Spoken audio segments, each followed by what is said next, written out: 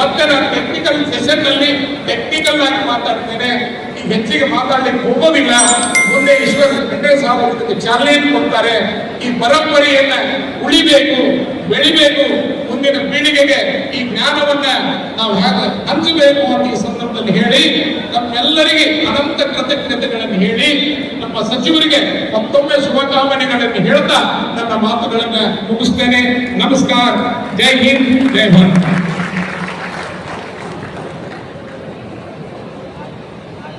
ಆಶೀರ್ವಾದದಿಂದ ಆಡಿರುವಂತಹ professor Jagannath Hebbale sir ಅವರಿಗೆ ಧನ್ಯವಾದಗಳು. ಈಗ ಬಂದಿರುವ ಗಣ್ಯಮಾನ್ಯರಿಗೆ ಸನ್ಮಾನ ಕಾರ್ಯಕ್ರಮ. ಈ ಸನ್ಮಾನ ಕಾರ್ಯಕ್ರಮವನ್ನು ಡಾಕ್ಟರ್ ಸಂಜೀವ್ ಕುಮಾರ್ ಜುಮ್ಮ, ತಾಲೂಕು ಅಧ್ಯಕ್ಷರು, ಕರ್ನಾಟಕ ಜಾನಪದ ಪರಿಷತ್ ಇವರು ನಡೆಸಿಕೊಡಬೇಕಾಗಿ ಕೇಳಿಕೊಳ್ಳುತ್ತೇವೆ.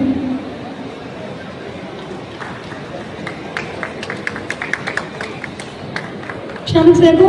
ಈಗ ಕಾರ್ಯಕ್ರಮದ ಉದ್ಘಾಟನೆ. ಈ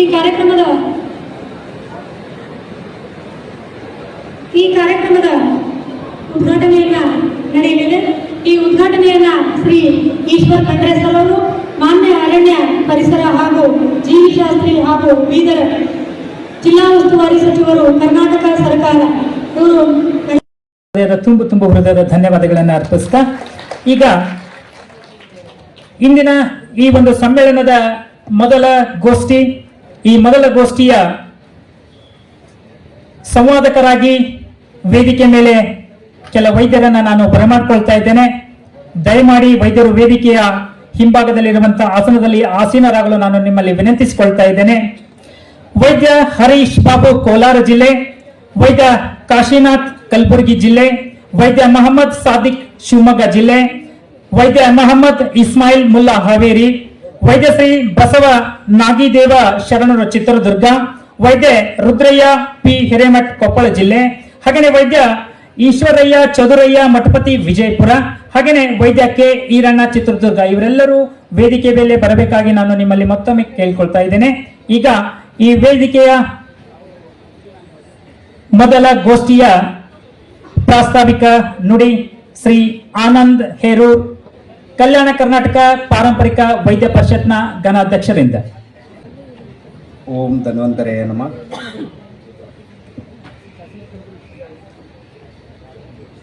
ಜಿಲ್ಲಾಡಳಿತ ಬೀದರ್, ಕರ್ನಾಟಕ ಜೀವ ವೈದ್ಯ ಮಂಡಳಿ ಬೆಂಗಳೂರು, ಪಾರಂಪರಿಕ ವೈದ್ಯ ಪರಿಷತ್ ಕರ್ನಾಟಕ ಬೆಂಗಳೂರು ಹಾಗೂ ಕಲ್ಯಾಣ ಕರ್ನಾಟಕ ಪಾರಂಪರಿಕ ವೈದ್ಯ ಪರಿಷತ್ ಇವರ ಸಂಯುಕ್ತ ಆಶ್ರಯದಲ್ಲಿ ಈ ಪಾರಂಪರಿಕ ವೈದ್ಯ ಸಮ್ಮೇಳನ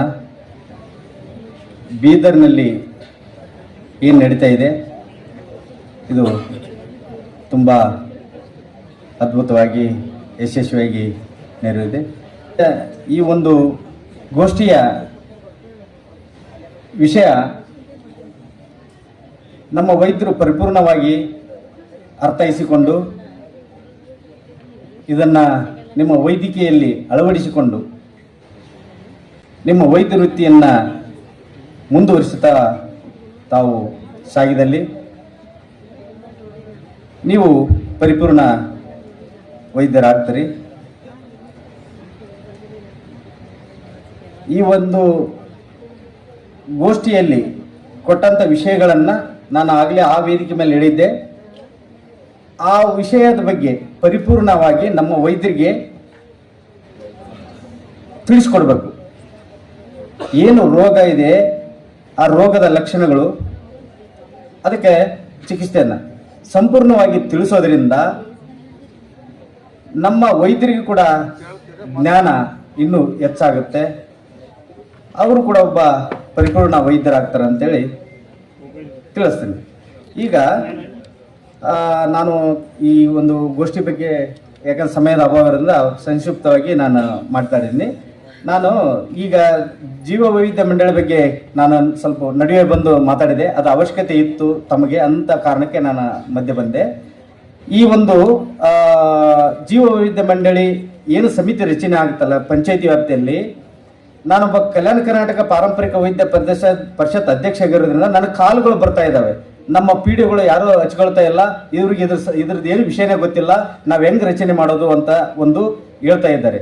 ಆ ಒಂದು ಕಾರಣಕ್ಕೆ ಇದು ಪರಿಪೂರ್ಣವಾಗಿ ಎಲ್ಲರೂ ಕರ್ನಾಟಕದ ವೈದ್ಯರು ಎಲ್ಲರೂ ಇಲ್ಲಿ ಸೇರಿ ನನ್ನ ಕಾರಣಕ್ಕೆ ನಾವು ನಿಮ್ಮ ಗಮನಕ್ಕೆ ತರ್ತಕ್ಕಂಥದ್ದು ಒಬ್ಬ ಅಧ್ಯಕ್ಷನಾಗಿ ನನ್ನ ಕರ್ತವ್ಯ ಅಂತೇಳಿ ಈ ಮಾತನ್ನ ನಾನು ಮಧ್ಯೆ ಬಂದೆ ಹೊರತಾಗಿ ಯಾವುದೇ ತರದ ಅನ್ಯತೆ ಭಾವಿಸೋರು ಈ ವೇದಿಕೆ ಮೇಲೆ ಕುಳಿತಂದರೆ ಎಲ್ಲರೂ ನನ್ನ ಬಗ್ಗೆ ಅನ್ಯತೆ ಭಾವಿಸಬಾರದು.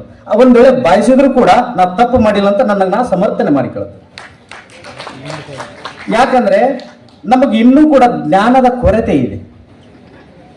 ಜ್ಞಾನದ ಕೊರತೆ ಇರೋದ್ರಿಂದ ಇಂಥ ಕಾರ್ಯಕ್ರಮವು ನಾನು ಹೇಳೋದೇನಂದ್ರೆ ವರ್ಷದಲ್ಲಿ 2 ಈ ತರ ಕಾರ್ಯಕ್ರಮಗಳು ಆಗೋದ್ರಿಂದ ಇನ್ನೂ ಹೆಚ್ಚಿನ ರೀತಿಯಲ್ಲಿ ನಮ್ಮ ಪಾರಂಪರಿಕ ವೈದ್ಯರು ಇನ್ನೂ ಜಾಸ್ತಿ ಜ್ಞಾನವಂತರು ಆಗ್ತಾರೆ ಅಂತ ಹೇಳಿ ನಾನು, ಯಾಕಂದ್ರೆ ವರ್ಷಕ್ಕೊಂದ್ಸಲ ಜಾತ್ರೆ ಹಂಗೆ ನಾವು ಊರಲ್ಲಿ ಮಾಡ್ತೀವಿ, ವರ್ಷಕ್ಕೊಂದ್ಸಲ ಜಾತ್ರೆ ಮಾಡಿ ಬಿಡೋದಲ್ಲ, ವರ್ಷಕ್ಕಿಂತ 2 ಆಗ್ಲಿ ಜಿಲ್ಲೆಗೊಂದಾಗ್ಲಿ ಮಾಡೋಣ. ಪ್ರತಿಯೊಂದು ನಾವು ಒಂದು ಕಲ್ಯಾಣ ಕರ್ನಾಟಕದಲ್ಲಿ ನಾವು ಮಾಡ್ತಾ ಇದ್ದೀವಿ. ಪ್ರತಿ ಒಂದು ಜಿಲ್ಲೆಯಲ್ಲಿ 3 ದಿವಸ ತರಬೇತಿಗಳನ್ನು ಹಮ್ಮಿಕೊಳ್ತೀವಿ. ಅದರಲ್ಲಿ ಇಂಥ ಸಾಕಷ್ಟು ಗೋಷ್ಠಿಗಳನ್ನು ಹಾಕ್ತಿವಿ. ತಾವೆಲ್ಲರೂ ಬಂದು ಭಾಗವಹಿಸ್ರಿ. ನಾವು ಅಲ್ಲಿ ಬೇರೆ ಬೇರೆ ಹಿರಿಯ ವೈದ್ಯರು ಅಂದ್ರೆ ಕಿರಿಯ ವೈದ್ಯರಿಗೆ ಬೋಧನೆ ಮಾಡ್ತಂಥದ್ದು ಅಂದ್ರೆ ಗುರು ಶಿಷ್ಯ ಪರಂಪರೆಯನ್ನ ನಾವು ಆಯೋಜನೆ ಮಾಡ್ತಾ ಇದೀವಿ. ಆ ಗುರು ಶಿಷ್ಯರ ಪರಂಪರೆಯಲ್ಲಿ ನಾವು ಏನು ಆಯೋಜನೆ ಮಾಡ್ತಿದ್ವಿ ಅಂದ್ರೆ ಗುರು ಶಿಷ್ಯರಲ್ಲಿ ಆಯೋಜನೆ ಮಾಡ್ತಂತ ಗುರುಗಳಿಗೆ ಶಿಷ್ಯರಿಂದ ಗುರು ಕಾರ್ಯ ಕೊಡ್ತಕ್ಕಂಥ ಕಾರ್ಯಕ್ರಮ ಮಾಡ್ತಾ ಇದ್ವಿ. ಯಾಕೆ ಈ ಮಾತು ಹೇಳ್ತಾ ಇದ್ದೀನಿ ಅಂತಂದ್ರೆ ಅವ್ರು ಕೊಡ್ತಕ್ಕಂತ ಆ ವಿದ್ಯೆಗೆ ಆ ಬೆಲೆ ಕಟ್ಟಕ್ಕಾಗಲ್ಲ, ಅದಕ್ಕೆ ಪೇಮೆಂಟ್ ಮಾತಾಡಕ್ಕಾಗಲ್ಲ, ಅದಕ್ಕೆ ಗುರು ಕಾಣಿಕೆ ಅನ್ಬೇಕಾಗತ್ತೆ ನಾವು. ಆ ಒಂದು ಕಾರಣಕ್ಕೆ ಮುಂದಿನ ಸಾಕಷ್ಟು ಗೋಷ್ಠಿಗಳನ್ನ ನಾವು ಆಯ್ಕೆ ಮಾಡ್ತೀವಿ. ಅದರಲ್ಲಿ ತಾವೆಲ್ಲ ಭಾಗವಹಿಸಿ ತಾವು ವಿದ್ಯಾವಂತರಾಗಿ ಜನಸೇವೆ ಮಾಡೋರಲ್ಲಿ ಸಮಸ್ತರಾಗಿ ಧನ್ವಂತರಿ ತಮಗ ಆಯುರ್ ಆರೋಗ್ಯ ಎಲ್ಲ ಕೊಟ್ಟು ತಾವಿಗೆ ಒಳ್ಳೆ ರೀತಿಯಲ್ಲಿ ಕಾಪಾಡಲಿ ಎಂದು ಹಾರೈಸ್ತೀನಿ. ಧನ್ಯವಾದಗಳು.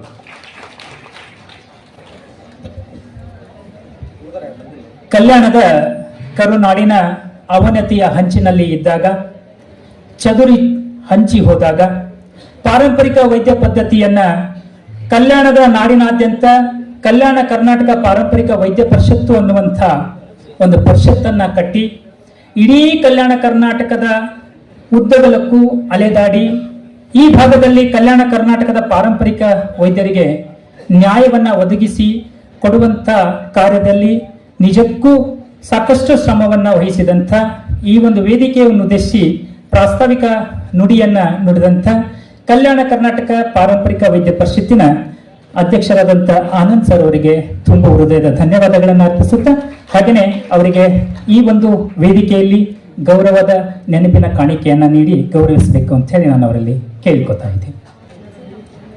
ಕರ್ನಾಟಕ ಜೀವ ವೈದ್ಯ ಮಂಡಳಿ ಬೆಂಗಳೂರು ಪಾರಂಪರಿಕ ವೈದ್ಯ ಪರಂಪರೆಯ ಪರಿಷತ್ತು ಕರ್ನಾಟಕ ಬೆಂಗಳೂರು ಹಾಗೂ ಕಲ್ಯಾಣ ಕರ್ನಾಟಕ ಪಾರಂಪರಿಕ ವೈದ್ಯ ಪರಿಷತ್ತು ಲಿಂಗಸೂರು ಇವರ ಸಂಯುಕ್ತ ಆಶ್ರಯದಲ್ಲಿ ಆಯೋಜನೆಗೊಂಡಿರುವಂಥ ಇಂದಿನ ಈ ಕಾರ್ಯಕ್ರಮ ಪಾರಂಪರಿಕ ವೈದ್ಯ ಪದ್ಧತಿಯನ್ನು ಉಳಿಸ್ಕೊಳ್ಳೋ ನಿಟ್ಟಿನಲ್ಲಿ ಜಗನ್ನಾಥ್ ಹೆಬ್ಬಾಳೆ ಸರ್ ಅವರು ಒಂದು ದೊಡ್ಡ ಯೋಜನೆಯನ್ನು ಹಮ್ಮಿಕೊಂಡಿದ್ದಾರೆ.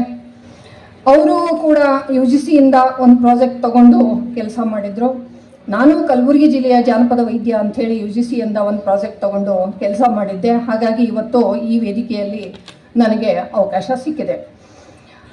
ಪಾರಂಪರಿಕ ವೈದ್ಯ ಅನ್ನುವಾಗ ಇವತ್ತು ಕೂಡ ಜಗತ್ತು ಜಾಗತೀಕರಣದ ಸಂದರ್ಭದಲ್ಲಿ ಸಾಗುವಾಗ ನಮ್ಮ ಆಧುನಿಕ ವೈದ್ಯ ಪದ್ಧತಿ ಇವತ್ತೇನಾಗಿದೆ ಅಂದರೆ ಬರೀ ಹಣ ದೋಚುವ ಒಂದು ಪರಂಪರೆಯನ್ನು ಬೆಳೆಸ್ಕೊಂಡು ಹೋಗ್ತಾ ಇದೆ. ಹಣ ಇಲ್ಲದೆ ಇದ್ದರೆ ಹೆಣವನ್ನೂ ಕೊಡೋದಿಲ್ವಂತೆ ಇವತ್ತಿನ ಆಧುನಿಕ ವೈದ್ಯ ವಿಜ್ಞಾನ. ಯಾಕಂದರೆ ಇದನ್ನೇ ಇವತ್ತು ಅವರೆಲ್ಲ ಉದ್ಯಮವಾಗಿ ಭಾವಿಸಿದ್ದಾರೆ. ಆದರೆ ಭಾರತೀಯ ಪರಂಪರೆಯಲ್ಲಿ ವೈದ್ಯ ಅಂದರೆ ವೈದ್ಯೋ ನಾರಾಯಣೋ ಹರಿ ಅಂತ ಅನಿಸ್ಕೊಂಡಿದ್ದಾನೆ. ವೈದ್ಯ ಅಂದರೆ ರೋಗಿಗೆ ಮರುಜನ್ಮವನ್ನು ಕೊಡುವಂಥ ಅಥವಾ ಪುನಶ್ಚೇತನವನ್ನು ತುಂಬುವಂಥ ಜೀವ ಭರವಸೆಯನ್ನು ಕೊಡುವಂಥ ವ್ಯಕ್ತಿ. ಆದರೆ ಇವತ್ತೇನಾಗಿದೆ, ಎಲ್ಲವೂ ಉಲ್ಟಾ ಪಲ್ಟಾ ಆಗ್ತಾ ಇದೆ.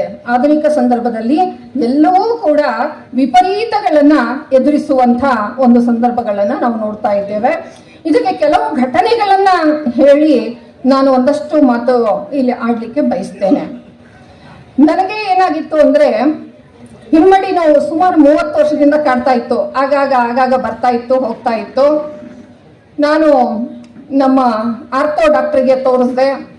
ಅವರು ನನ್ನ ನರದಲ್ಲಿ 3 ಬಾರಿ ಇಂಜೆಕ್ಷನ್, ಬಹುಶಃ ಅದು ಸ್ಟೆರಾಯ್ಡ್ ಇರುತ್ತೆ, ನಮ್ಗೆಲ್ರಿಗೂ ಗೊತ್ತಿದೆ, ಅದೆಲ್ಲ ತಾತ್ಕಾಲಿಕವೇ. ಅದು ಕೆಲವರಿಗೆ ಹೊರಟು ಹೋಗುತ್ತೆ, ಇನ್ನು ಕೆಲವರಿಗೆ ಮತ್ತೆ ಮತ್ತೆ ಕಾಣಿಸ್ಕೊಳ್ತಾ ಇರುತ್ತೆ. ನನಗೆ ಹಾಗೇನೆ 30 ವರ್ಷ ಸುತ್ತಾಯಿಸ್ತು. ನನ್ನ ಉದ್ಯೋಗ ಒಬ್ಬ ಉಪನ್ಯಾಸಕಿ, 3 ತಾಸು 4 ತಾಸು ನಾವು ನಿಂತು ಪಾಠ ಮಾಡಬೇಕು. ಮನೆಯಲ್ಲೂ ಕೂಡ ಇವತ್ತು ಹೇಗಾಗಿದೆ ವ್ಯವಸ್ಥೆ ಅಂದರೆ ನಿಂತೇ ಅಡಿಗೆ ಮಾಡಬೇಕು. ಹೀಗಾಗಿ ಹೆಣ್ಮಕ್ಳು ಇವತ್ತು ಏನಿಲ್ಲ ಅಂದ್ರೂ ನಾವು 6-7 ತಾಸುಗಳನ್ನ ಸತತವಾಗಿ ನಿಂತು ಕೆಲಸ ಮಾಡೋದ್ರಿಂದ ಹಿಮ್ಮಡಿ ಶೂಲಿ ಬರೋದು ಸಹಜ. ಅದು ಯಾವುದೇ ಕಾರಣಕ್ಕೆ ನನಗೆ ಹೋಗಲೇ ಇಲ್ಲ, ಆಧುನಿಕ ವೈದ್ಯ ಪದ್ಧತಿಯಲ್ಲಿ ಹೋಗಲಿಲ್ಲ. ಕೊನೆಗೆ ನಾನು ಏನು ಮಾಡಿದೆ, ನನ್ನ ಮಗ ಇನ್ಸ್ಪೆಕ್ಟರ್ ಇದ್ದಾನೆ, ಅವನ ಒಂದು ಸ್ಟೇಷನ್ ವಲಯದಲ್ಲಿ ಒಬ್ಬ ವಚ ಅಂತ ಒಂದು ಗ್ರಾಮ ಬರುತ್ತೆ. ಅಲ್ಲಿ ಒಬ್ಬ ಹಿರಿಯರಿದ್ದಾರೆ, ಬಹುಶಃ ಅವರಿಗೆ 70 ವರ್ಷಕ್ಕಿಂತ ಮೇಲ್ಪಟ್ಟ ವಯಸ್ಸಿದೆ. ಅವರು ಚುಟ್ಕಿ ಅಂತ ಕೊಡ್ತಾರೆ, ನಿಮಗೆಲ್ಲ ಗೊತ್ತಿದೆ. ಈ ವೈದ್ಯ ಪರಂಪರೆಯಲ್ಲಿ ಅದೊಂದು ಶಸ್ತ್ರಚಿಕಿತ್ಸೆ, ಒಂದು ರೀತಿಯಲ್ಲಿ ಹೊಲಿಗೆ ಇರಂಗಿಲ್ಲ, ಏನೂ ಇರಂಗಿಲ್ಲ, ಆದರೂ ಕೂಡ ಅದೊಂದು ಶಸ್ತ್ರಚಿಕಿತ್ಸೆ. ಆ ಒಂದು ಇದಕ್ಕೆ ಕೊನೆಗೆ ಈಗ ಸುಮಾರು 3 ತಿಂಗಳ ಹಿಂದೆ ಅನ್ಸುತ್ತೆ, ನನಗೆ ಬಹಳ ವಿಪರೀತ ನೋವು ಕಾಣಿಸ್ಕೊಳ್ತು, ಎಳೆತ ಶುರು ಆಗ್ಬಿಟ್ಟಿತ್ತು. ಮಗನಿಗೆ ಹೇಳಿದೆ, ಈ ರೀತಿ ತೊಂದರೆ ಆಗ್ತಾ ಇದೆ, ಏನು ಮಾಡೋಣ ಅಂತ. ನಮ್ಮ ಸ್ಟೇಷನ್ನಲ್ಲಿ ಒಬ್ರು ಈ ರೀತಿ ಚಿಕಿತ್ಸೆ ತಗೊಂಡು ಬಂದಾರ, ಅವ್ರಿಗೆ ಆರಾಮಾಗ್ಯದ, ನೀನು ರೆಡಿ ಅಂದ್ರೆ ಕರ್ಕೊಂಡು ಹೋಗ್ತೀನಿ ಅಂದರು. ಸರಿ, ಕರ್ಕೊಂಡು ಹೋದ್ರು. ಅಲ್ಲಿ ಹೋದ ತಕ್ಷಣ ಆ ವ್ಯಕ್ತಿ ಅಂದ, ಅಮ್ಮ ನೀ ಭಾಳ ನಾಜೂಕದಿ, ನಿನಗೆ ಹೆಂಗೆ ಕೊಡು ಚುಟ್ಕಿ ಅನ್ನೋ ಮನುಷ್ಯ. ಏನೋ ಆಗ್ಲಪ್ಪ, ಅವು ಬಾಧೆ ಒಂದ್ಸಲ ಹೋಗತ್ತಂದ್ರೆ ರೆಡಿ ಅಂತ ಹೇಳಿದೆ ನಾನು. 2 ಕಾಲಿಗೆ ಒಂದೇ ಸಲ ಸುಡಿಸ್ಕೊಂಡು ಬಂದೆ. ಅವನು 5 ಬಾರಿ ಆ ಬೆಂಕಿ ಇರುವಂತ ಇದನ್ನ ನನ್ನ ಕಾಲಿಗೆ ಇದು ಮಾಡ್ದ, ಇಂಜೆಕ್ಟ್ ಮಾಡ್ದ. ಈಗ ನನಗೆ ಹಿಮ್ಮಡಿ ಶೂಲಿ ಇಲ್ಲ ಟೋಟಲಿ. ಈಗ ನನಗೆ ನನ್ನ ಹಿಮ್ಮಡಿ ಶೂಲಿ ಆರಂಭ ಆಗಿರೋದು ಸುಮಾರು ನಾನು 30-35 ವರ್ಷ ಇದ್ದಾಗ, ಈಗ ನನಗೆ 64ನೇ ವರ್ಷ ಇದೆ. ಈ ವಯಸ್ಸಿನಲ್ಲಿ ನಾನು ಅದನ್ನ ಕಳ್ಕೊಂಡಿದ್ದೀನಿ. ಮತ್ತೆ 20 ವರ್ಷದ ಹಿಂದೆನೆ ನನಗೆ ಮೊಳಕಾಲು ನೋವು ಬಂದಿದ್ದು, ಅದನ್ನ ಯೋಗದಲ್ಲಿ ಕಳ್ಕೊಂಡಿದ್ದೀನಿ. ಆ ಮಾತು ಬೇರೆ. ಅಂದ್ರೆ ನಮ್ಮ ಪರಂಪರಾಗತ ವಿದ್ಯೆ ನಮ್ಗೆ ಹೇಗೆ ಸಪೋರ್ಟ್ ಮಾಡುತ್ತೆ ಅನ್ನೋದಕ್ಕೆ ಈ ಮಾತನ್ನ ಹೇಳ್ತಾ ಇದ್ದೀನಿ. ಇವತ್ತು ಆಧುನಿಕ ಪದ್ಧತಿಯಲ್ಲಿ ನಮ್ಮಲ್ಲಿ ಮೊನ್ನೆ ಒಬ್ರು ಮಾತಾಡಿದ್ರು, ನಾನು ದಿನಕ್ಕೆ 4 ಗುಳಿಗೆ ತಗೋತೀನಿ. 4 ಗುಳಿಗೆ ಬೇರೆ ಏನೂ ಇರೋದಿಲ್ರಿ, ಅದಕ್ಕೆ ಪೇನ್ ಕಿಲ್ಲರ್ ಆಗಿರುತ್ತೆ. ಯಾವುದಕ್ಕೆ? ಮೊಳಕಾಲು ನೋವಿಗೆ. ಆದರೆ ನಾನು ಈಗ ಯೋಗ ಮಾಡಿಸಿ ಬಹಳಷ್ಟು ಮಂದಿದು ಮೊಳಕಾಲು ನೋವನ್ನು ಕಡಿಮೆ ಮಾಡಿದ್ದೀನಿ. ಅದು ಕೂಡ ಒಂದು ವಿದ್ಯೆನೆ. ಬಹಳಷ್ಟು ಮಂದಿ, ಈಗ ಎಷ್ಟೋ ಮಂದಿ ಡಾಕ್ಟರ್ ನಾನು ರೆಫರ್ ಮಾಡ್ತಾರೆ, ಹೋಗ್ರಿ ಅಲ್ಲಿ ಬಿದ್ರಿಯವ್ರ ಹತ್ರ ಹೋಗ್ರಿ, ಅವ್ರು ನಿಮ್ಮ ಸೊಂಟ ನೋವು ಮೊಳಕಾಲು ನೋವು ಕಮ್ಮಿ ಮಾಡ್ತಾರೆ ಅಂತ ಹೇಳ್ತಾರೆ. ನಮ್ಮ ಡಾಕ್ಟ್ರೇ ಈ ಆಧುನಿಕ ಡಾಕ್ಟರ್ಗಳೇ ನನ್ನ ಹತ್ರ ಈಗ ಅನೇಕರನ್ನ ಕಳಿಸ್ತಾ ಇದ್ದಾರೆ. ನಮ್ಮ ಇವರು ಇಲ್ಲಿದ್ದಾರೆ, ಯೋಗ ಪಂಡಿತರಾಗಿರುವಂಥ ಸರ್, ಸಸಿಗಳನ್ನ ಕೊಟ್ಟಂತವ್ರು ಅಲ್ಲಿದ್ದಾರೆ. ನಮಸ್ತೆ. ನಿಮ್ಮ ಸಸಿ ಬಹಳ ಚೆನ್ನಾಗಿ ಬೆಳೆದಿದೆ ನಮ್ಮಲ್ಲಿ. ಹಾಗಾಗಿ ನಮ್ಮ ಮನೆಯಲ್ಲಿ ಒಂದು ಚಿಕ್ಕ ಗಾರ್ಡನ್ ಇದ್ದು, ಆ ಗಾರ್ಡನ್ ನಲ್ಲಿ ಎಲ್ಲಾ ಮೆಡಿಸಿನಲ್ ಪ್ಲಾಂಟ್ಸ್ ಹಾಕೊಂಡ್ರೆ ಅರ್ಧ ರೋಗಗಳು ನಮ್ಮ ನಿಯಂತ್ರಣದಲ್ಲಿ ಇರ್ತವೆ, ಅರ್ಧ ನಾವೇ ಡಾಕ್ಟರ್ ಆಗಿರ್ತೀವಿ. ಹಾಗಾಗಿ ಮನೆಯಲ್ಲಿ ಪ್ರತಿಯೊಬ್ಬ ಅಜ್ಜಿ ಏನಿರ್ತಾ ಇದ್ಲು, ಅಡುಗುಲಜ್ಜಿ ಅಂತ ಯಾಕೆ ಹೇಳ್ತಿದ್ರು, ಎಲ್ಲ ಔಷಧಿಗಳನ್ನ ಬಲ್ಲವಳಾಗಿರ್ತಾ ಇದ್ಲು ಅಜ್ಜಿ. ಇನ್ನೊಂದು ಸಂದರ್ಭವನ್ನ ನಿಮ್ಗೆ ಹೇಳ್ತೇನೆ. ನನ್ನ ಭಾವನವರಿಗೆ ಅರ್ಧ ತಲೆನೋವು ಬಂದಿತ್ತು. ಡಾಕ್ಟರ್ ಹತ್ರ ಹೋದ್ರು. ಡಾಕ್ಟರ್ ಹೇಳಿದ್ರು, ಬ್ಲಡ್ ಟೆಸ್ಟ್ ಮಾಡಿಸ್ಕೊಂಡ್ ಬರ್ರಿ, ಆಮೇಲೆ ಸ್ಕ್ಯಾನಿಂಗ್ ಮಾಡಿಸ್ಕೊಂಡ್ ಬರ್ರಿ, ಶುಗರ್ ಇದೆಯಾ ಟೆಸ್ಟ್ ಮಾಡಿಸ್ಕೊಂಡ್ ಬರ್ರಿ ಅಂತ ಹೇಳಿದ್ರು. ನಮ್ಮ ಭಾವ ಇದು ಒಂದಕ್ಕೆ ಇಷ್ಟೆಲ್ಲ ಮಾಡಿಸ್ಬೇಕಾ ಅಂತೇಳಿ ವಾಪಸ್ ಹೋದ್ರು ಊರಿಗೆ. ಅಲ್ಲಿ ನಮ್ಮೂರಲ್ಲಿ ಒಬ್ರು ಇದ್ರು. ಅವರು ಒಂದು ಕಾಜಿನ ಚೂರು ತಗೊಂಡು ಇಂಥಲ್ಲಿ ಒಂದು ಗಾಯ ಮಾಡ್ತಾ ಇದ್ರು. ಆ ಗಾಯದಿಂದ 1 ಹನಿ ಕಪ್ಪು ರಕ್ತ ಬರ್ತಾ ಇತ್ತು. ಅದು ಕೆಂಪಿರ್ತಿದ್ದಿಲ್ಲ. ಆಶ್ಚರ್ಯ ಅಂದ್ರೆ ಕಪ್ಪು ರಕ್ತ ಒಂದೇ ಹನಿ ಹೊರಗೆ ಬಂದ್ರೆ ಇಡೀ ಲೈಫಲ್ಲಿ ನಿಮ್ಗೆ ಅರ್ಧ ತಲೆನೋವು ಬರಲ್ಲ. ಎಷ್ಟು ವಿಚಿತ್ರ ಇದೆ. ಇವತ್ತು ಅವ್ರು ಬದುಕಿದ್ದಾರೆ. ಅವ್ರಿಗೆ ಏನಿಲ್ಲ ಅಂದ್ರೂ 78 ಮೇಲ್ಪಟ್ಟು ವಯಸ್ಸಿದೆ. ಅವ್ರಿಗೂ ಆಯ್ತು, ಅವ್ರ ಮಗಳಿಗೂ ಅರ್ಧ ತಲೆನೋವು ಬಂದಾಗ ಅದೇ ಕೆಲಸ ಮಾಡಿದ್ರು. ಇಬ್ರು ಕೂಡ ಇವತ್ತು ಆರಾಮಾಗಿ ಇದ್ದಾರೆ. ಇನ್ನೊಂದು ಸಂದರ್ಭವನ್ನು ಹೇಳ್ತೇನೆ. ನಮ್ಮ ಕಾಳ್ಗಿ ಅಂತ ಊರು ಬರುತ್ತೆ. ಅಲ್ಲಿ ಒಬ್ರು ಎಲುಬು ಜೋಡಿಸೋರಿದ್ದಾರೆ. ನಮ್ಮ ಸೇಡಂನಲ್ಲಿ ಒಬ್ಬ ವಕೀಲರು, ಅವ್ರ ತಾಯಿ ಬಿದ್ದಿದ್ರು. ಸುಮಾರು ಅವರು ಬಹಳ ವಯೋವೃದ್ಧರು. ಬಿದ್ದು ಚಪ್ಪು ಇದಾಗಿತ್ತು. ಏನಾಗಿತ್ತು ಅಂದ್ರೆ ಕ್ರ್ಯಾಕ್ ಆಗಿತ್ತು ಚಪ್ನಲ್ಲಿ. ಸೀಟ್ ಜಾಯಿಂಟ್ ಅಲ್ಲೇ ಕ್ರ್ಯಾಕ್ ಬಂದಿತ್ತು. ಎಲ್ಲ ಡಾಕ್ಟರ್ಗಳು ಕೈ ಬಿಟ್ರು. ಯಾವ ಅರ್ಥೋ ಡಾಕ್ಟ್ರು ಹಿಡಿಲಿಲ್ಲ, ಆಗೋದಿಲ್ರಿ ಹೋಗಿ ಬೆಡ್ ರೆಸ್ಟ್ ಮಾಡಿಸ್ರಿ ಅಂತ ಹೇಳ್ಬಿಟ್ರು. ಆವಾಗ ಅವರು ಕಾಲ್ಗೆ ಕರ್ಕೊಂಡು ಹೋಗಿ ಉಪಚಾರ ಮಾಡಿಸಿದಾಗ ಅವ್ರು ಪುನಃ ಎದ್ದು ನಡೆದಿದ್ದಾರೆ. ಈ ಶಕ್ತಿ ಇರೋದು ಪಾರಂಪರಿಕ ವೈದ್ಯಕ್ಕೆ. ಇನ್ನೊಂದು ಸಂದರ್ಭ ಹೇಳ್ತೇನೆ. ಗುಲ್ಬರ್ಗಾದಲ್ಲಿಯೇ ಒಬ್ಬರಿದ್ದಾರೆ, ಸೀತಾ ಆಳಂದಕರ್ ಅಂತ. ಅವರು ಹೊಟ್ಟೆಯ ಹರಳಿಗೆ ಔಷಧಿ ಕೊಡ್ತಾ ಇದ್ದಾರೆ. ಬರೀ 3 ದಿವಸ ಔಷಧ ಕೊಡ್ತಾರೆ. ಇವತ್ತು ನನ್ನ ಮನೆಯ ಪಕ್ಕದ ವ್ಯಕ್ತಿಗೇನೆ ಆಪರೇಷನ್ ಹೇಳಿದ್ರು ಡಾಕ್ಟ್ರು. ಆ 3 ದಿನದ ಔಷಧ ತಗೊಳ್ಳೋದ್ರಲ್ಲಿ ಅವ್ರ ಹರಳು ಕರಿಗಿ ಹೋಗಿದೆ. ಸುಮಾರು ಒಂದು 50 ವರ್ಷದ ವ್ಯಕ್ತಿ ಅವರು. ಇದು ರೀಸೆಂಟ್ ಆಗಿರೋದು, ಒಂದೇ 1 ತಿಂಗಳ ಹಿಂದೆ ಬಂದಿರೋ ರಿಸಲ್ಟ್. ಅವ್ರು ಮುಂಚೆನೂ ಸ್ಕ್ಯಾನಿಂಗ್ ಮಾಡಿಸಿದ್ದಾರೆ, ಆ ಔಷಧಿ ತಗೊಂಡ ನಂತರನೂ ಸ್ಕ್ಯಾನಿಂಗ್ ಮಾಡಿಸಿದ್ದಾರೆ. ಅವರಿಗೆ ಒಳ್ಳೆಯ ರಿಸಲ್ಟ್ ಬಂದಿದೆ. ಗಾಬರಿ ಆಗಿದ್ರು ಅವರು, ಮಧ್ಯಮ ವರ್ಗದ ಒಂದು ಕುಟುಂಬ. ಏನ್ ಮಾಡೋಣ, ದುಡ್ಡು ಎಲ್ಲಿಂದ ಹೊಂದಿಸೋಣ ಅಂತ ಹೇಳಿ ಗಾಬರಿ ಆದ ಸಂದರ್ಭದಲ್ಲಿ ಅವ್ರಿಗೆ ಯಾರೋ ಈ ಕಿವಿ ಮಾತು ಹೇಳ್ತಾರೆ.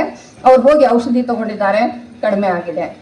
ಹೀಗೆ ಎಷ್ಟೋ ಆಧುನಿಕ ಔಷಧಗಳಿಗೆ ಆಗದೇ ಇರೋದನ್ನ ಇವತ್ತು ನಮ್ಮ ವೈದ್ಯ, ಪಾರಂಪರಿಕ ವೈದ್ಯ ಮಾಡಿಕೊಡ್ತಾ ಇದೆಯಲ್ಲ, ಇದಕ್ಕಿಂತ ಇನ್ನೇನ್ ಬೇಕು? ನಾನು ಇಡೀ ಗುಲ್ಬರ್ಗಾ ಜಿಲ್ಲೆಯ ಪರಂಪರಾಗತ ವೈದ್ಯರನ್ನ ಭೇಟಿಯಾಗಿದ್ದೀನಿ. ಬಹುಶಃ ಅದರಲ್ಲಿ ಕೆಲವರು ಇಲ್ಲಿ ಬಂದಿದ್ದಾರೆ. ಅವರೆಲ್ಲರೂ ಕೂಡ ಒಂದಿಲ್ಲ ಒಂದರಲ್ಲಿ ತಜ್ಞತೆಯನ್ನ ಹೊಂದಿದ್ದಾರೆ. ಅನೇಕ ಔಷಧೀಯ ಸಸ್ಯಗಳನ್ನ ನನಗೆ ತೋರಿಸಿದ್ದಾರೆ. ಅಸ್ತಮಾ ಪೂರ್ತಿಯಾಗಿ ನಿವಾರಣೆ ಆಗುತ್ತೆ. ಇಂಗ್ಲಿಷ್ ಔಷಧಿಯಲ್ಲಿ ಅಸ್ತಮಾ ನಿವಾರಣೆ ಆಗೋದಿಲ್ಲ, ನಮಗೆ ಗೊತ್ತಿದೆ. ಅಸ್ತಮಾ ಪೂರ್ತಿ ನಿವಾರಣೆ ಆಗತ್ತೆ ಅನ್ನೋದನ್ನ ನಮ್ಮ ಪಾರಂಪರಿಕ ವೈದ್ಯರು ನನಗೆ ಹೇಳಿದ್ದಾರೆ. ಅಂದ್ರೆ ಇದಕ್ಕಿರುವಂತಹ ಒಂದು ಅದ್ಭುತವಾದ ಶಕ್ತಿ ಎಷ್ಟು ಇವತ್ತು ಅವ್ರಿಗೆ ಸಂಕಟ ಆಗ್ತಾ ಇದೆ. ನಮ್ಮ ಪಾರಂಪರಿಕ ವೈದ್ಯರು ಜಾಗೃತರಾಗುತ್ತಾ ಇರೋದನ್ನ ನೋಡಿ ಇಂಗ್ಲಿಷ್ ವೈದ್ಯರಿಗೆ ಗಾಬರಿ ಆಗ್ತಾ ಇದೆ. ನಾವೆಲ್ಲಿಗೆ ಹೋಗೋಣ? ನಾನು ಹಿಂದೆ ಒಂದು ಮಾತು ಕೇಳಿದ್ದೆ. ಸೇಡಂನಲ್ಲಿ ಕೆಲಸ ಮಾಡುವಾಗ ಬೋರ್ವೆಲ್ಗಳನ್ನು ಹಾಕಕ್ ಶುರು ಮಾಡಿದ್ರು ಜನ. ಆವಾಗ ಕೆಲವು ಡಾಕ್ಟರ್ ಹೇಳಿದ್ರಂತ, ಇನ್ನು ಕೊಳಚೆ ನೀರು ಇರುವುದಿಲ್ಲ, ರೋಗಗಳು ಬರುವುದಿಲ್ಲ, ನಾವು ಹೆಂಗಪ್ಪ ಬದುಕಬೇಕು ಅಂತ ಕೇಳಿದ್ರಂತ. ಅಂದ್ರೆ ರೋಗಿಗಳು ಬರ್ತಾನೆ ಇರ್ಬೇಕು, ರೋಗಗಳು ಹುಡ್ತಾನೆ ಇರ್ಬೇಕು, ಅದ್ರ ಮೇಲೆನೆ ನಾವು ಬದುಕಬೇಕು ಅನ್ನುವಂಥ ಧೋರಣೆಗಳನ್ನ ಅಲ್ಲಿ ನಾವು ನೋಡ್ತೇವೆ. ಆದ್ರೆ ನಮ್ಮ ಪಾರಂಪರಿಕ ವೈದ್ಯ ಪದ್ಧತಿ ಏನ್ ಹೇಳುತ್ತೆ ಅಂದ್ರೆ, ಇವತ್ತೇ ಒಬ್ರು ವೈದ್ಯರು ನನಗೆ ಹೇಳಿದ್ರು, ರೋಗಿ ನಮಗೆ ದೇವರು. ಇದಕ್ಕಿಂತ ದೊಡ್ಡ ಮಾತು ಇನ್ನೇನ್ರಿ? ರೋಗಿಗಳನ್ನ ಯಾರು ದೇವರಂತ ನೋಡ್ತಾರೆ, ಆ ದೇವರಿಗೆ ಯಾವತ್ತೂ ಕೂಡ ಅವರು ಅಪಚಾರ ಮಾಡೋದಿಲ್ಲ. ಹಾಗಾಗಿ ಪಾರಂಪರಿಕ ವೈದ್ಯ ಪದ್ಧತಿ ಉಳಿಬೇಕು. ಆ ವೈದ್ಯ ಪದ್ಧತಿ ಉಳಿಬೇಕು ಅಂದ್ರೆ ಇವತ್ತೂ ಕೂಡ ಅನೇಕರು ಅನೇಕ ಸಂದರ್ಭಗಳಲ್ಲಿ ಏನ್ ಮಾಡ್ತಾರೆ, ಚೀಟಿ ಹಾಕ್ಸ್ಕೊಂಡು ಬರ್ತಾರೆ. ಇದು ಒಂದು ರೀತಿ ಮನೋರೋಗವನ್ನ ನಿವಾರಣೆ ಮಾಡುವಂತಹದ್ದು. ನಮ್ಮಲ್ಲಿ ಎಲ್ಲ ಒಂದು ಸಂಶಯಗಳು ಕಾಡ್ತಾ ಇರುತ್ತೆ, ಅದಾಗಿರ್ಬೇಕೇನೋ ಇದಾಗಿರ್ಬೇಕೇನೋ ಅಂತ ಹೇಳಿ. ಅಂಥವುಗಳನ್ನ ಕೂಡ ನಿವಾರಣೆ ಮಾಡುವಂತಹ ಒಂದು ಶಕ್ತಿ ನಮ್ಮ ಪಾರಂಪರಿಕ ವಿದ್ಯೆಗೆ ಇದೆ. ಮನೋಬಲ ನೀವು ನೋಡ್ರಿ, ಒಬ್ಬೊಬ್ರಿಗೆ ಹೆಂಗಿರುತ್ತೆ ಅಂದ್ರೆ, ಒಬ್ಬ ಡಾಕ್ಟರ್ ಹತ್ರ ಹೋದ್ರೆ ಆರಾಮಾಗ್ತದೆ ಅಂತ ಇನ್ನೊಬ್ಬ ಡಾಕ್ಟರ್ ಹತ್ರ ಹೋದ್ರೆ ಆರಾಮಾಗಂಗಿಲ್ಲ. ಅವ ಕೊಡೋದು ಅದೇ ಔಷಧಿ, ಇವ ಕೊಡೋದು ಅದೇ ಔಷಧಿ. ಯಾಕಾಗೋದಿಲ್ಲ ಅಂದ್ರೆ ಆ ಡಾಕ್ಟರ್ ಮೇಲೆ ಅವ್ರಿಗಿರೋ ವಿಶ್ವಾಸ. ಆ ಡಾಕ್ಟರ್ ಹೋದ್ರನೆ ನನ್ನ ಮನೆಯಲ್ಲಿ ಕೆಲಸದವರಿದ್ದಾಳೆ, CS ಪಾಟೀಲ್ ಹತ್ರ ಹೋದೇ ಕಮ್ಮಿ ಆಗ್ತದಮ್ಮ ನನಗೆ. ಅವನು ಕೊಡೋದು ಪೇನ್ ಕಿಲ್ಲರ್, ಇವನು ಆಕೆ ತಗೊಳ್ಳೋದೇ ಜಾಯಿಂಟ್ ಪೇನಿಗೆ. ಎಷ್ಟು ಹೇಳಿದ್ರು ಯೋಗ ಮಾಡಿಸ್ತೀನಿ ಬಾ ಅಂದ್ರೆ ಕೇಳೋದಿಲ್ಲಕ್ಕೆ, ಆ ಗುಳಿಗೆ ನುಂಗಿದಾಗೆ ಸಮಾಧಾನ ಆಗ್ತದೆ. ಈ ಥರದಲ್ಲಿ ನಮ್ಮಲ್ಲಿ ನಾಡಿ ವೈದ್ಯರಿದ್ದಾರೆ, ನಾಟಿ ವೈದ್ಯರಿದ್ದಾರೆ, ಮನಃಶಾಸ್ತ್ರಜ್ಞರಿದ್ದಾರೆ, ಶಸ್ತ್ರಚಿಕಿತ್ಸಕರಿದ್ದಾರೆ. ನಾಟಿ ವೈದ್ಯದಲ್ಲಿಯೇ ಹೇಳ್ತಾ ಇದ್ದೇನೆ ಈ ಮಾತುಗಳನ್ನ, ಬರೀ ಆಧುನಿಕ ವೈದ್ಯದಲ್ಲಿ ಅಲ್ಲ. ಸ್ತ್ರೀ ರೋಗ ಮುಟ್ಟು ದೋಷ ಆದಾಗಲೂ ಮುಟ್ಟಿನ ಸಮಸ್ಯೆಯನ್ನ ನಿವಾರಣೆ ಮಾಡುವಂತ ನನ್ನ ಅಜ್ಜಿ ಇದ್ಲು. ಎಷ್ಟೋ ಮಂದಿಗೆ ಮುಟ್ಟಿನ ಸಮಸ್ಯೆಯನ್ನ ನಿವಾರಣೆ ಮಾಡಿದ್ಲು. ನನ್ನ ಸೋದರ ಮಾವ ಇದ್ರು, ಪಶು ವೈದ್ಯರಾಗಿದ್ರು. ಎಷ್ಟೋ ಔಷಧಿಗಳನ್ನ ಕೊಟ್ಟು ದನಗಳ ರೋಗ ನಿವಾರಣೆಯನ್ನ ಮಾಡಿದಂಥವರಾಗಿದ್ರು. ಹಾಗಾಗಿ ಇವತ್ತು ಕೂಡ ನಾನು ಆಯುರ್ವೇದವನ್ನ ನಂಬ್ತೇನೆ, ಪಂಚಕರ್ಮ ಚಿಕಿತ್ಸೆಯನ್ನ ನಂಬ್ತೇನೆ. ಹಾಗಾಗಿ ನನಗೊಂದು ವಿಚಾರ ಬಂತು, ಏನು UGC ಪ್ರಾಜೆಕ್ಟ್ ನಾನು ತಗೋಬೇಕಾದ್ರೆ ಅದು ಇದು ಯಾಕೆ ಮಾಡಬೇಕು, ನಮ್ಮದೇ ಆದ ವೈದ್ಯ ಪದ್ಧತಿಯನ್ನ ನಾನು ಯಾಕೆ ಸ್ಟಡಿ ಮಾಡಬಾರ್ದು ಅಂತ ಆ ನಿಟ್ಟಿನಲ್ಲಿ ನಾನು ಆ ಯೋಜನೆಗೋಸ್ಕರ ಮಾಡಿ ಇವತ್ತು ನನ್ನ ಪುಸ್ತಕ ಕೂಡ ಪ್ರಕಟ ಆಗಿದೆ. ಅಲ್ಲಿ ನಾನೇನು ಸರ್ವೆ ಮಾಡಿದ್ದೀನಿ ಅದನ್ನು UGCಗೆ ಸಬ್ಮಿಟು ಮಾಡಿದ್ದೀನಿ. ಅದು ಬುಕ್ ಆಗಿ ಹೊರಗೆ ಕೂಡ ಬಂದಿದೆ. ಹಾಗಾಗಿ ಇವತ್ತು ಈ ವೇದಿಕೆಯಲ್ಲಿ ನನಗೊಂದು ಅವಕಾಶ ಸಿಕ್ಕಿದೆ. ನಮ್ಮ ಶಾಂತಿ ನಾಯಕ್ ಅವರು ಹೇಳ್ತಾರೆ, ಈ ವೈದ್ಯರನ್ನೆಲ್ಲ ಇವತ್ತು ಹೇಳಿದ್ರು ಅವರು, ದಾಖಲೀಕರಣ ಆಗ್ಬೇಕು. ಎಲ್ಲೆಲ್ಲಿ ಯಾವ ಯಾವ ವೈದ್ಯರು ಏನೇನು ಚಿಕಿತ್ಸೆಯನ್ನ ಕೊಡ್ತಾ ಇದ್ದಾರೆ. ಈಗ ಹೊಟ್ಟೆ ಹರಳಿನ ಬಗ್ಗೆ ಹೇಳಿದೆ, ಆಳಂದಿಂದ ಒಬ್ರು ಕೊಡ್ತಾರೆ ಅಂತ. ಇನ್ನೊಂದು ಬಳಬಟ್ಟಿ ಅಂತ ಊರಿದೆ ನಮ್ಮಲ್ಲಿ, ಜೇವರ್ಗಿ ತಾಲೂಕಿಗೆ ಹತ್ರ ಏನೋ ಆಗುತ್ತಂತ ಕೇಳಿದ್ದೀನಿ. ಅವರು ಕೂಡ 2 ಬೇರ್ಗಳನ್ನು ಕೊಡ್ತಾರೆ. ಒಂದು ಕೆಂಪು ಬೇರ್ ಇರುತ್ತೆ, ಇನ್ನೊಂದು ಬಿಳಿ ತರ ಇರುತ್ತೆ. ಅವು ಏನು ಹೆಸರು ಹೇಳೋದಿಲ್ಲ ಅವರು, ಯಾಕಂದ್ರೆ ಈ ನಾಟಿ ವೈದ್ಯರಲ್ಲಿ ಹೆಸರು ಹೇಳಿದ್ರೆ ಔಷಧಿ ಕೆಲಸ ಮಾಡಲ್ಲ ಅನ್ನೋಂಥದ್ದು, ಅದೇನ್ ಕೆಲಸ ಮಾಡೋದಿಲ್ಲ ಅನ್ನೋಂಥದ್ದೇನಲ್ಲ. ಯಾಕಂದ್ರೆ ಯಾರೇ ಆಗ್ಲಿ ಗುಪ್ತವಾಗಿ ಕೊಡೋದ್ರಿಂದ ಅದಕ್ಕೊಂದು ಮಹತ್ವ ಇರುತ್ತೆ, ಮತ್ತೇನೂ ಅಲ್ಲ. ಗಂಡನ ಹೆಸರು ಹೇಳ್ತಿದ್ದಿಲ್ಲ ನೋಡ್ರಿ, ಈಗೆಲ್ಲ ಗಂಡನ ಹೆಸರು ಹಿಡಿದು ಕರೀತಾರೆ, ಏನ್ ತಪ್ಪಿಲ್ಲ. ಒಂದು ಕಾಲದಲ್ಲಿ ಗಂಡನ ಹೆಸರು ಹೇಳ್ತಿದ್ದಿಲ್ಲ, ಯಾಕೆ ಅದೊಂದು ಗೌರವ. ಈಗ ಅವರೆಲ್ಲ ಫ್ರೆಂಡ್ಸ್ ಆಗಿದ್ದಾರೆ, ಕ್ಲಾಸ್ಮೇಟ್ಗಳನ್ನ ಮದುವೆ ಮಾಡ್ಕೊಳ್ತಾರೆ, ವಾರ ಹೋಗುವಂತ ಕರೀತಾರೆ, ಅದೇನು ಇದಲ್ಲ, ಕಾಲದ ಬದಲಾವಣೆ ಅದು.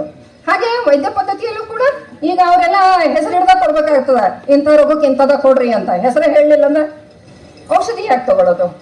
ಒಂದು ಕಾಲ ಇತ್ತು ಹೇಳ್ಬಾರ್ದು, ಅದನ್ನ ಯಾರು ಹೇಳ್ತಿದ್ರು? ಡಾಕ್ಟರ್ ಆ ವೈದ್ಯ ಇನ್ನೇನು ಮುಂದೆ ಹೆಚ್ಚು ಕಾಲ ಬದುಕಲ್ಲ, ಅವಾಗ ಅವರು ಒಬ್ಬನ ಸಿದ್ಧ ಮಾಡ್ತಾ ಇದ್ರು, ತಮ್ಮ ಇಡೀ ವಿದ್ಯೆಯನ್ನ ಅವರಿಗೆ ಧಾರೆ ಎರಿತಾ ಇದ್ರು. ಆ ಮೂಲಕ ತಮ್ಮ ವೈದ್ಯ ಪರಂಪರೆಯನ್ನ ಯಾಕಂದ್ರೆ ಯಾಕೆ ಅವ್ರು ಎಲ್ಲಾರ್ಗು ಹೇಳ್ತಿದ್ದಿಲ್ಲ? ಯಾವುದು ಬಹಳ ಪಬ್ಲಿಕ್ ಆಗ್ತದಲ್ಲ ಅದಕ್ಕೆ ಮಹತ್ವ ಉಳಿಯೋದಿಲ್ಲ, ಅದ್ರ ಮಹತ್ವ ಹಾರಿ ಹೋಗ್ಬಿಡ್ತದೆ. ಅದಕ್ಕೆ ಕೆಲವ್ರ ಹತ್ರನೇ ಇದ್ದಾಗ ಏನಾಗುತ್ತೆ, ಅವ್ರ ಹತ್ರನೇ ಹೋಗ್ಬೇಕು, ಅಲ್ಲೇ ತಗೋಬೇಕು ಅನ್ನುವಂಥ ಒಂದು ನಂಬಿಕೆ ಕೂಡ ಅದಕ್ಕೆ ಕೆಲಸ ಮಾಡ್ತಾ ಇರತ್ತೆ. ಹಾಗಾಗಿ ಪಾರಂಪರಿಕ ವೈದ್ಯದ ಕೆಲವು ಹೆಸರುಗಳು ಕೂಡ ಎಲ್ರಿಗೂ ತಿಳಿಯೋದಿಲ್ಲ. ಆ ವೈದ್ಯ ಪದದ ಕೋಶ ಕೂಡ ಸಿದ್ಧವಾಗ್ಬೇಕು. ಏನೇನು ನಾವು ಪದಗಳನ್ನ ಬಳಸ್ತಾ ಇರ್ತೀವಿ ಅದರ ಅರ್ಥವನ್ನ ಸೂಚಿಸುವಂತ ಪದಕೋಶ ಕೂಡ ಸಿದ್ಧವಾಗಬೇಕು. ಇಡೀ ನಾಟಿ ವೈದ್ಯರ ಲಿಸ್ಟ್ ಸಿದ್ಧ ಆಗ್ಬೇಕು. ಮತ್ತು ಅವ್ರು ಯಾವುದಕ್ಕೆ, ಸಾಮಾನ್ಯವಾಗಿ ನಾನು ಇವತ್ತು ಕೇಳಿದೆ, ನಾವು ಎಲ್ಲಾರ್ಗೂ ಔಷಧಿ ಕೊಡ್ತೀವ್ರಿ ಅಂತ. ಎಲ್ಲಾರ್ಗೂ ಕೊಡೋರು ಇದ್ದಾರೆ, ಒಂದೇ ಒಂದು ರೋಗಕ್ಕೆ ಔಷಧಿ ಕೊಡೋರು ಇದ್ದಾರೆ. ಕೇವಲ ಪ್ಯಾರಲಿಸಿಸ್ಗೆ ಔಷಧಿ ಕೊಡೋರಿದ್ದಾರೆ, ಕೇವಲ ಎಲುವು ಕೊಟ್ಟೋರಿದ್ದಾರೆ, ಕೇವಲ ಜ್ವರ ನೆಗಡಿ ಕೆಮ್ಮಿಗೆ ಔಷಧಿ ಕೊಡೋರಿದ್ದಾರೆ.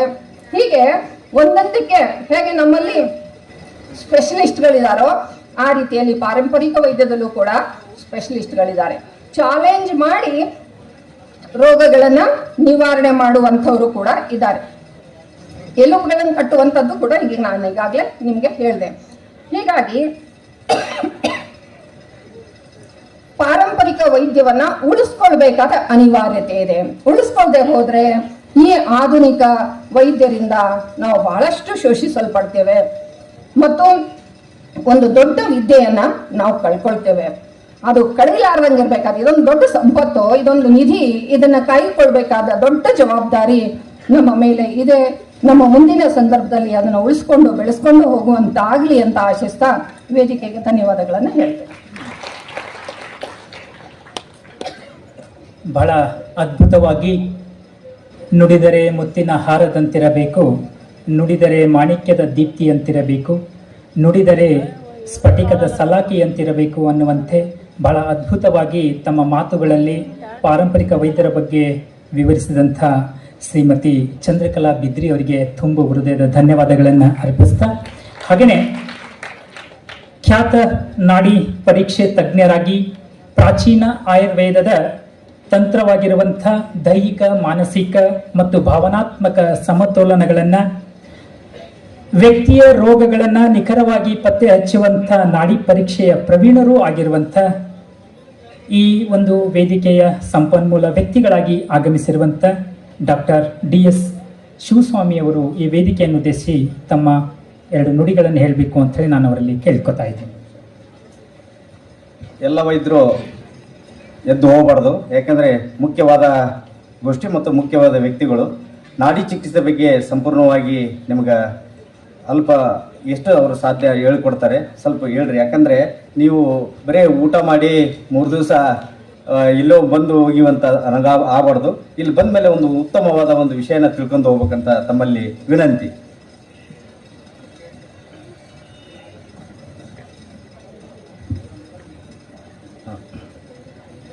ಎಲ್ಲರಿಗೂ ನಮಸ್ಕಾರ.